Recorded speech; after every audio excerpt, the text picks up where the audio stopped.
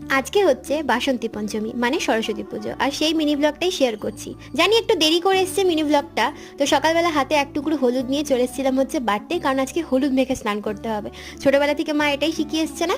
তো তারপরে স্নান টান করে চলে এসেছিলাম হচ্ছে ঠাকুর পুজো দিতে। আমাদের ঘরে বরাবর পুজো হয়, আর আমাদের স্কুলে কিন্তু কখনো পুজো হতো না। তাই জন্য সরস্বতী পুজোটা কিন্তু আমার বাড়িতেই কেটে যেত। তো আমি কালকে রাতে ওই জায়গাটাকে সুন্দর করে আলপনা দিয়ে দিয়েছিলাম, আর তারপরে বসে পড়েছিলাম হচ্ছে স্নান টান করে ঠাকুর পুজো জোগাড় যন্ত্র করতে। আর এখানে অলমোস্ট আমার পুজো কমপ্লিট। আর আমি এখানে একটুখানি ঠাকুরকে প্রদীপ দেখাচ্ছিলাম। আর এই হচ্ছে গিয়ে আমার বাড়ির মা। মায়ের মুখটা কিন্তু সত্যি এবারে ভীষণ সুন্দর হয়েছিল। কালকে রাতে গিয়ে আমি মাকে কিনে এনেছি। অবশ্যই সেই মিনি ব্লগটা তোমাদের সাথে শেয়ার করব। তারপর আমার কিছু প্রিয় জিনিসপত্র মায়ের পায়ে আমি দিয়ে দিলাম, তার সাথে দিয়ে দিলাম হচ্ছে একটা পেন।